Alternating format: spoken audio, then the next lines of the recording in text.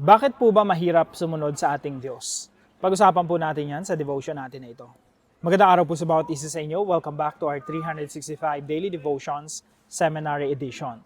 Gusto ko po nang batiin sina Ate Baby, Sister Maricel, Sister Shirley, at lahat po ng members ng microchurch natin sa Santa Rosa, Laguna.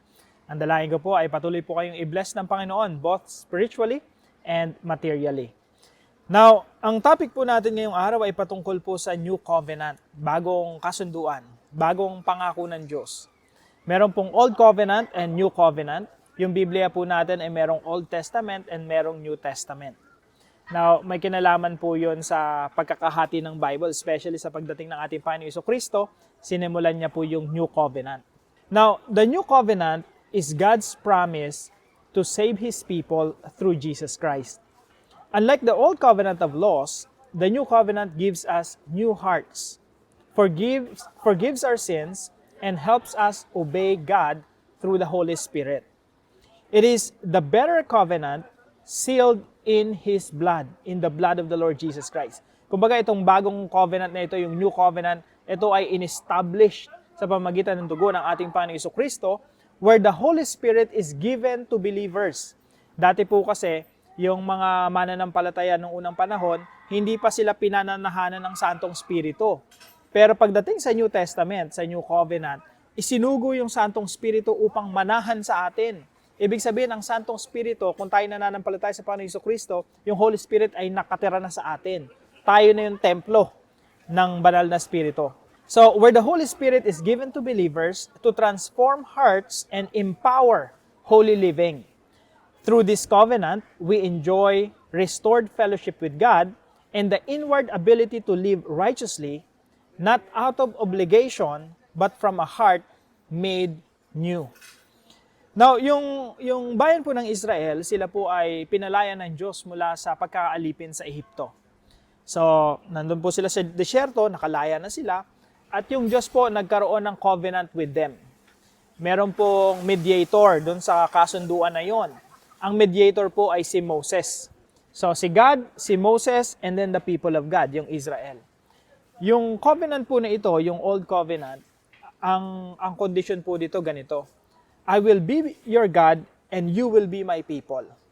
Pero syempre, susundin nyo lahat ng pinag-uutos ko at ako yung Diyos na magproprotekta sa iyo, magbibigay sa inyo ng lahat ng inyong pangangailangan.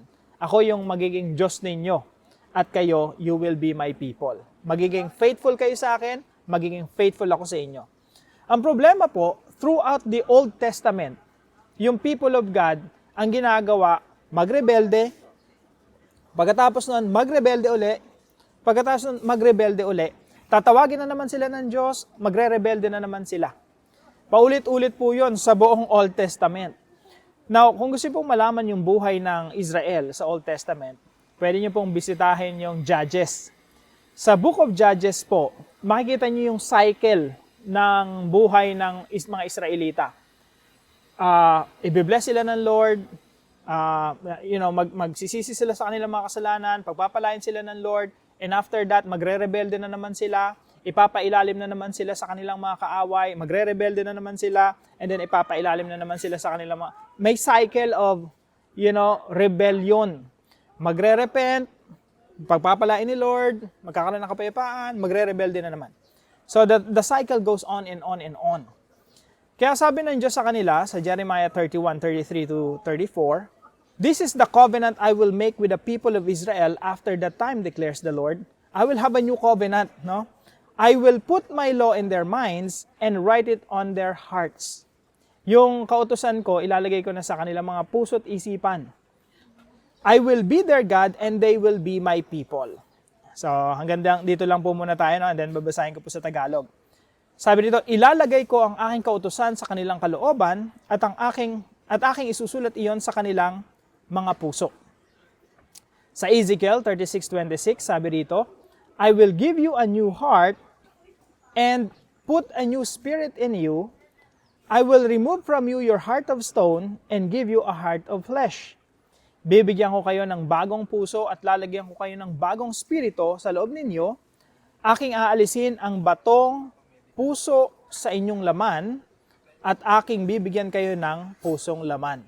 Ibig sabihin, yung mga puso nyo antitigas, ayaw nyo magsisi, paulit-ulit kayo sa rebellion, bibigyan ko kayo ng puso ng laman, hindi na bato.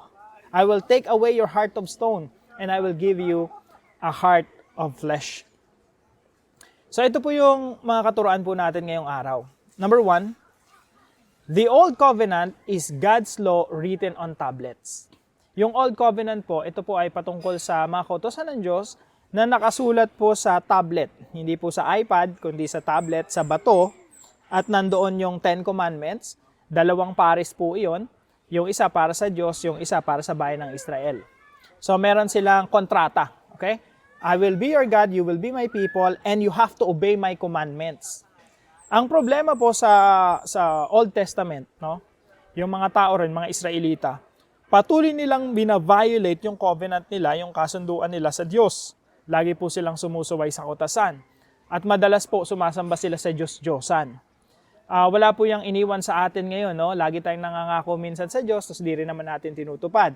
Sinasabi natin, Panginoon, I surrender my life to you, but later on, babawiin natin, mamumuhay na naman tayo sa sarili nating kaparaanan at kagustuhan. Marami pong pagkakataon na lalapit tayo sa Panginoon, pero lalayo na naman tayo sa Panginoon. Ganyan po yung lifestyle ng mga Israelita noong unang panahon. Meron silang batas na nakasulat sa tablet. Lagi nilang binabiolate.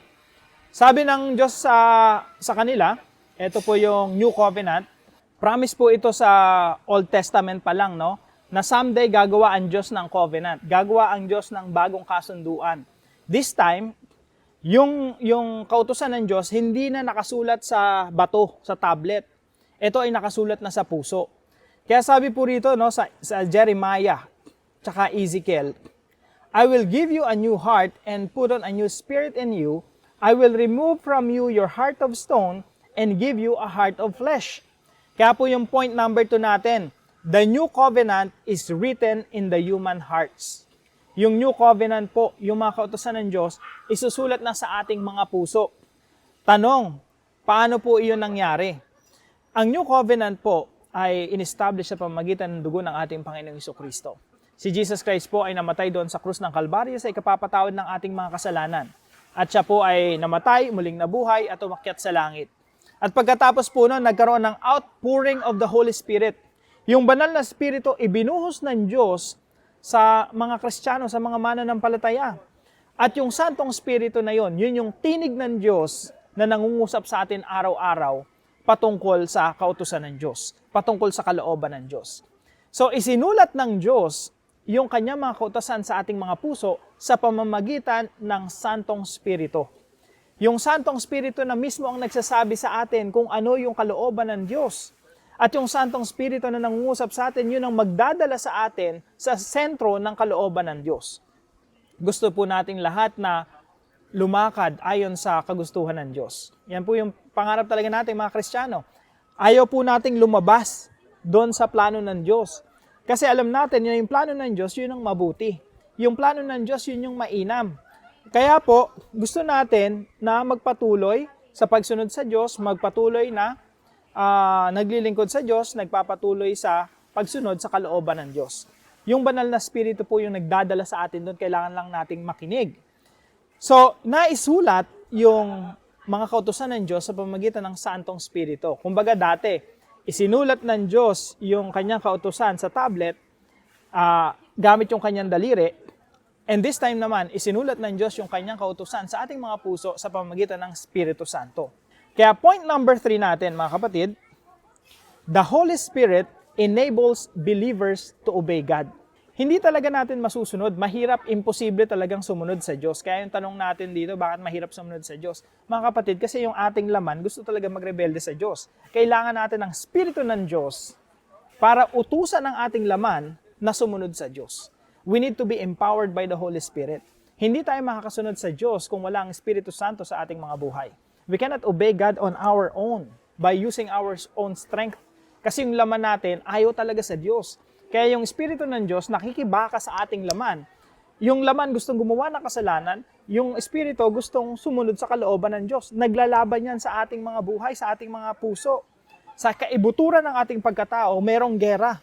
And what we have to do is to listen to the Holy Spirit and obey the Holy Spirit. Because the Holy Spirit is the one who will lead us to God's will.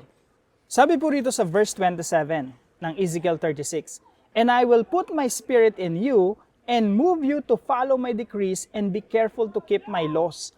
Aking ilalagay ang aking spirito sa loob ninyo, the Spirit of God will live in us. At palalakarin ko kayo ng ayon sa aking mga tuntunin. At magiging maingat kayo sa pagsunod sa aking mga batas. So masusunod pala natin ng Diyos, we are able to obey God because of the presence of the Holy Spirit. And that is the difference between the Old Covenant and the New Covenant. Sa New Covenant po, meron tayong Espiritu Santo na magpapalakas sa atin upang masunod natin ang Diyos. Now, bilang application po sa mga verses na ito, number 1, look to Jesus, His grace and finished work.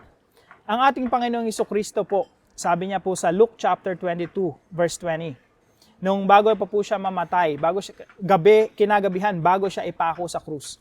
Sabi niya po, gayon din naman ang kopa pagkatapos ng hapunan na sinasabi, ang kopang ito na nabuhos ng dahil sa inyo ay ang bagong tipan sa aking dugo. So si Jesus Christ, in-establish niya yung New Covenant sa pamamagitan ng kanyang dugo. Dati po, tupa. So dati pinapadanak yung dugo ng mga tupa para bilang alay. Simbolo po ito ng Messiah na siya yung magdadanak ng dugo at sa pamamagitan ng dugo ng Messiah ng ating Panginoong Jesucristo, magkakaroon po ng kapatawaran ng ating mga kasalanan. At yan po yung New Covenant.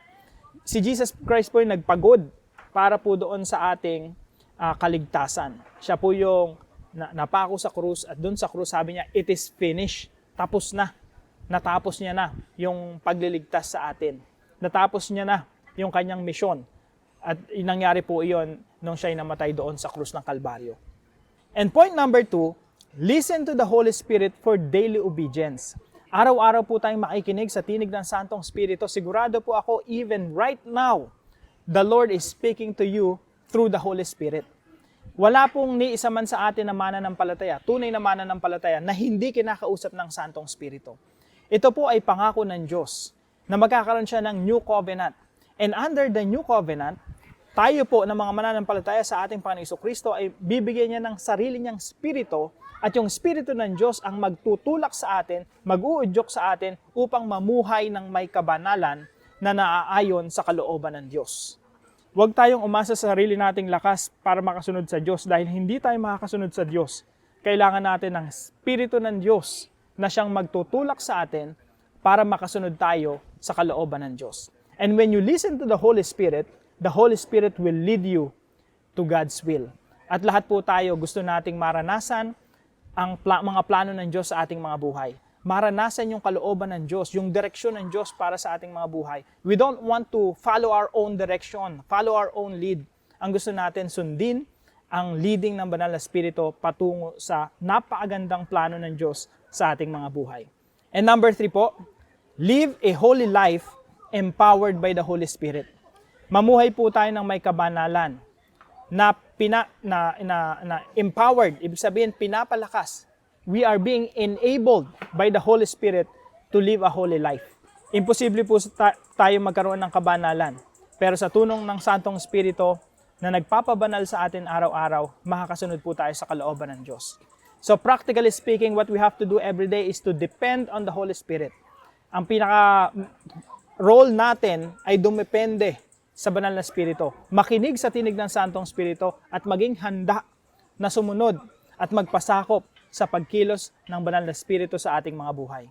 Kaya kung ikaw yung isang taong sawang-sawa na sa cycle ng magsisisi, lalapit sa Diyos, magpapakalayo sa Diyos, lalapit na naman sa Diyos, magpapakalayo sa Diyos, magsisisi uli, lalapit sa Diyos, and then lalayo na naman. If you're tired of that, there's something missing, mga kapatid. What you have to do is depend on the Holy Spirit. Trust the Holy Spirit. Ang Santong Espiritu ang tutulong sa iyo upang makasunod sa Diyos at magkaroon ka na ng spiritual breakthrough at magpatuloy ka na sa iyong buhay pananampalataya sa Diyos. Now, para po sa ating discussion, how can you practically depend on the Holy Spirit to live a life of obedience? At samahan niyo po ako sa panalangin. Gracious God, thank you for establishing the new covenant through Jesus Christ. I am humbled that by His blood, all my sins are forgiven, and I now stand accepted before you. Thank you for sending the Holy Spirit to dwell in me and lead me into truth and obedience. Help me not to strive in my own strength, but to walk in the freedom and power that comes from your Spirit. Make my life a reflection of the grace you've poured out so generously through Christ. I praise you for this better covenant that brings life. In Jesus' name, amen and amen.